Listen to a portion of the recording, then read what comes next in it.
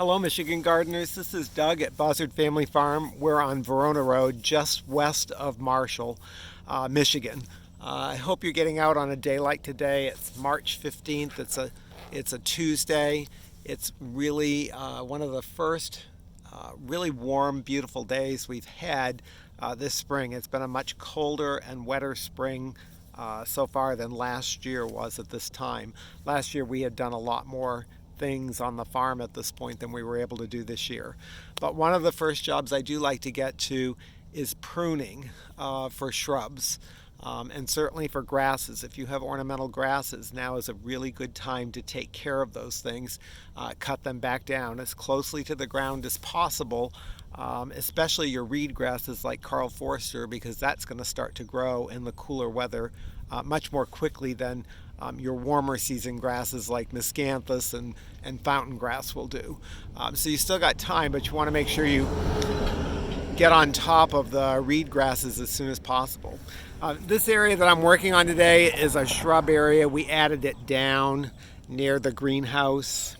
Way up here you'll see there is our greenhouses, and this is the driveway that comes into the greenhouse. And we just wanted something down here that would take a little bit of the, kind of the, I guess, the more commercial looking part with all the soil and stuff down there. Take that away from make it a little bit nicer for people when they're driving in. This first one we have here, really tall shrub. This is pussy willow, and it's a pinkish one. A friend of the family gave us 3 starts maybe 4 years ago, and it's really reached its mature height, or as tall as I want it to ever get. The pussy willows are just pushing out. They're not quite ready to be cut yet, but I'll actually cut this one by hand and take it back down to maybe the 4 to 5 foot height, so it makes it branch, and it'll be ready to cut again next year. But I'll do all of that pruning when I cut the pussy willows here, probably, I would say, since we're going to be warm, in the next week to 10 days.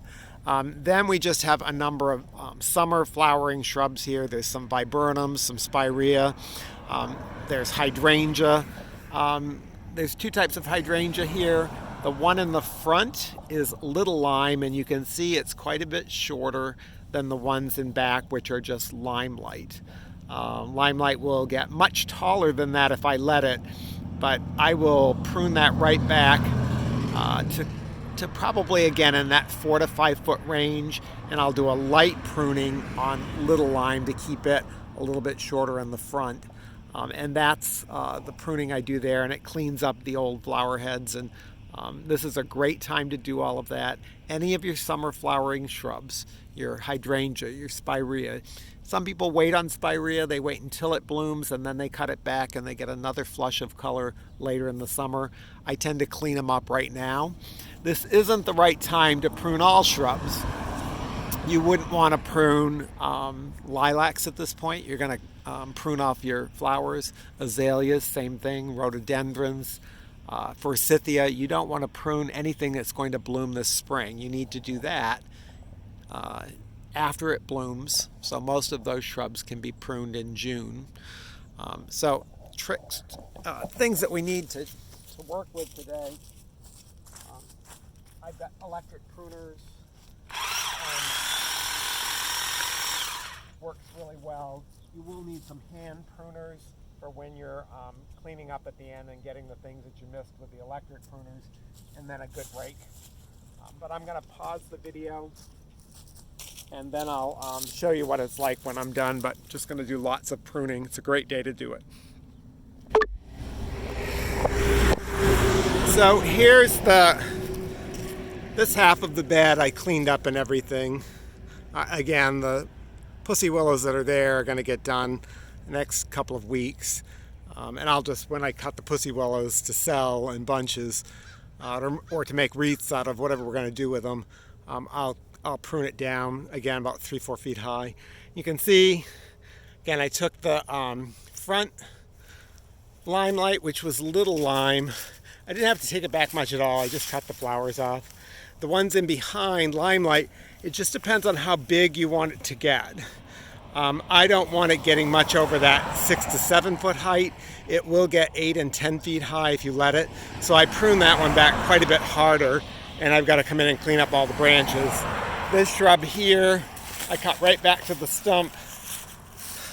This one and this one, it's an ornamental willow. It's not a pussy willow. It's just got variegated leaves, and it kind of gives you arching branches throughout the summer. It's kind of pretty. We like it for just kind of a filler in this shrub bed, but you just have to cut it right back to the stump, because otherwise it just gets out of control and really big. And then out along the road, I just did a light trim on all those gold mound spireas, so that they'll look tidy. And the same thing along the front here. These are all spirea that I cut back and just keep them at the height I want. Again, you can wait on spirea until later in the summer, after they've bloomed if you want to. A lot of people do. I'm sure I do cut off a number of the blooms, like on this one here. It's kind of one of those white ones that tends to bloom on that wood that I've all cut off. But I just want a neat shrub planting here, and I'm not going to get the pruners back out again here. And then back there, that's a viburnum too, that again I cut back to like that 4 foot high kind of height, just to keep it in check. One other tool you'll need, which I found when I did those willows, which have the arching behavior, is a good pair of loppers, because the size of the branches is just too big for me to do with that little set of pruners there. But that's something you can work on. Don't forget your grasses, your ornamental grasses. You really do want to get after the reed grasses. Carl Forester, avalanche, overdam, those are all going to be showing growth. As soon as it warms a little bit this week, I'm sure they'll start to grow. And you don't want to be cutting this year's growth, so get that old growth cut off. And then the summer blooming ones, or the warmer weather grasses, you've still got plenty of time to do those. I tend to cut those back in the fall, just to, as I mentioned in a video last fall, just to keep mice and so forth, voles, from making kind of nests underneath there and having that protection. I like to give the hawks a good chance at getting any voles and mice that they can get, because they do make a mess in the garden. Voles are especially destructive since they eat plant roots during the winter months.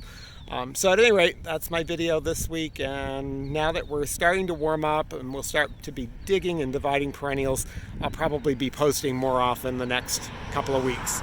So until then, take care.